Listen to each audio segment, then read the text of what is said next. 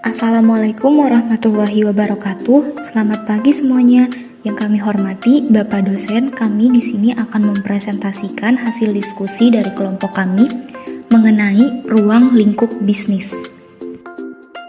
Perkembangan bisnis. Para pengusaha telah menjalankan usahanya dengan pola tradisional yang serba manual, berangsur berubah ke sistem otomatisasi yang menggunakan teknologi canggih. Proses perubahan evolusi bisnis, yakni terjadinya aktivitas bisnis dari masa ke masa, sesuai kondisi dan perkembangan teknologi, ekonomi, sosial, dan budaya. Tahap evolusi bisnis. Pertama, era kolonial pada abad ke-17 dan sebelumnya. Produk pertanian dan perkebunan di pedesaan. Kedua, revolusi industri pada tahun 1760 sampai 1850, sistem pabrik manufaktur yang memakai banyak pekerja manual. Ketiga, era kewirausahaan pada tahun 1800. Banyak entrepreneur baru bermunculan sebagai bentuk penolakan pada sistem monopoli dan undang-undang antitrust. Keempat, era produksi pada tahun 1920, konsep scientific management yang memfokuskan pada proses produksi melalui spesialisasi, tugas, dan peningkatan produktivitas. Kelima, era pemasaran pada tahun 1950, filosofi konsep pemasaran yang membentuk kesadaran, preferensi, serta selera konsumen berdasarkan keinginan pelanggan dan perusahaan menyediakan. Keenam, era global pada tahun 1980, mendunianya dunia usaha akibat kemudahan transportasi, kemajuan teknologi komputer, sistem informasi dan produksi, serta semakin efisiennya sistem distribusi dan pembiayaan internasional. Ketujuh, era informasi pada tahun 1990, akibat tingginya pengguna internet memudahkan perdagangan di semua sektor perekonomian, jasa, dan menjadi sarana yang mudah dan cepat dalam proses bisnis to bisnis. Pengertian bisnis. Kegiatan bisnis membantu usaha pemenuhan kebutuhan masyarakat oleh perusahaan untuk menyalurkan barang-barang melalui saluran produktif dari membeli hingga menjual barang mentah atau jadi. Pokok kegiatan bisnis ada 5, yaitu pertama, perdagangan, kedua, pengangkutan, ketiga, penyimpanan, keempat, pembelanjaan, dan kelima, pemberian informasi. Kata bisnis berasal dari bahasa Inggris, yaitu business, didefinisikan sebagai aktivitas dari berbagai institusi yang menghasilkan barang dan jasa yang diperlukan dalam kehidupan masyarakat sehari-hari. Menurut Jeff Madura, bisnis merupakan suatu yang diciptakan untuk menghasilkan produk dan jasa kepada pelanggan. Menurut Musselman dan Jackson, bisnis adalah suatu aktivitas untuk memenuhi kebutuhan dan keinginan ekonomis masyarakat dan perusahaan diorganisasikan untuk terlibat dalam aktivitas tersebut.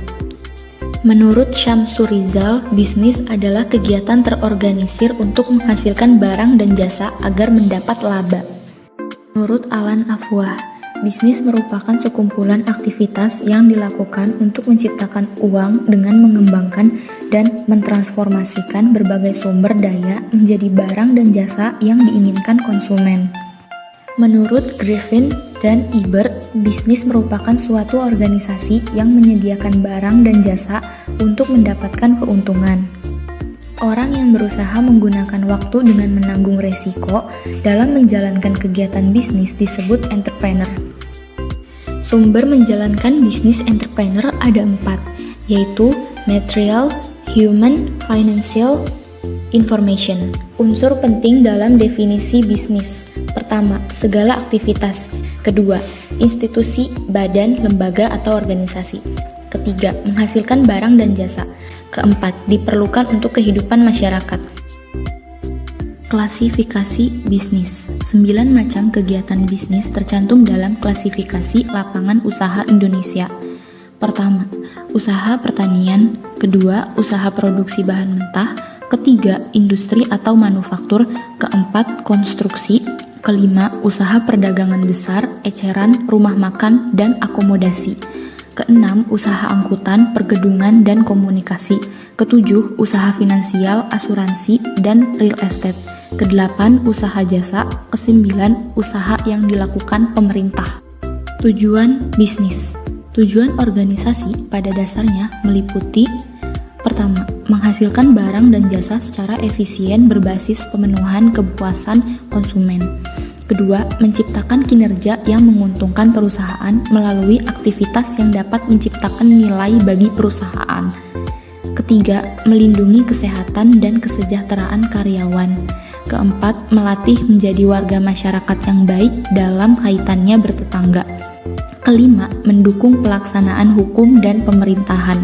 Keenam, menyediakan pertumbuhan yang sehat bagi perusahaan dan memperoleh perusahaan yang sehat pula. Ketujuh, menjaga kualitas lingkungan operasi dan program kemasyarakatan. Organisasi bisnis mempunyai tanggung jawab terhadap masyarakat. 4 tanggung jawab perusahaan kepada masyarakat menurut A.B. Carroll yaitu: 1. Tanggung jawab ekonomi. 2. Tanggung jawab hukum. 3. Tanggung jawab etika. 4. Tanggung jawab kebijakan. Lingkungan bisnis. Kegiatan bisnis merupakan sistem yang terkait dengan lingkungan sekitarnya. Organisasi berada dalam sebuah lingkungan yang dapat menjadi pendukung atau penghambat organisasi. 2 lingkungan yang mempengaruhi aktivitas bisnis. Pertama, kerja. Memasukkan semua elemen yang relevan dan mempengaruhi organisasi secara langsung. Elemen dapat berupa pemerintah, kreditur, dan pemasok konsumen. Kedua, sosial. Elemen dapat berupa pemerintah, kreditur, dan pemasok konsumen. Organisasi bisnis berada dalam suatu lingkungan bisnis yang mempengaruhi aktivitas bisnisnya. Organisasi bisnis. Berikut cakupan organisasi bisnis, yakni lingkungan ekonomi, lingkungan sosial budaya, lingkungan hukum, lingkungan teknologi, dan lingkungan politik. Faktor yang mempengaruhi iklim bisnis ada 3, yaitu investasi, tabungan, dan pemerintah. Problema bisnis yang dihadapi saat ini. 3 persoalan yang selalu mendapat perhatian dari pemerintah atau masyarakat karena dapat mempengaruhi sikap konsumen dalam setiap bisnis adalah inflasi, produktivitas, dan pengangguran. Sistem perekonomian. Sistem ekonomi adalah sistem yang diterapkan secara nasional untuk mengalokasikan sumber daya di antara warganya. Sistem ekonomi di dunia ada 3. Pertama, sistem ekonomi terencana. Kedua, ekonomi pasar. Ketiga, sosialis ekonomis ekonomi. Pertama, sistem ekonomi terencana. Sebagai sistem ekonomi berdasarkan kendali yang terpusat pada pemerintah untuk semua atau sebagian besar faktor produksi, keputusan pengalokasian, produksi barang dan jasa. Kedua, sistem ekonomi pasar. Keputusan ekonomi dan pengalokasian sumber daya diserahkan sepenuhnya pada individu dengan memperhatikan keseimbangan permintaan dan penawaran. Ketiga, sistem ekonomi komunisme.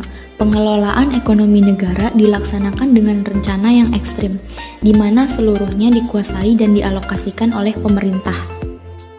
Selain itu, ada sistem ekonomi sosialis dan sistem ekonomi kapitalis. Sistem ekonomi sosialis berbeda dengan sistem komunisme. Dalam sistem ini, hanya beberapa sumber daya dan pengalokasiannya diselenggarakan oleh pemerintah.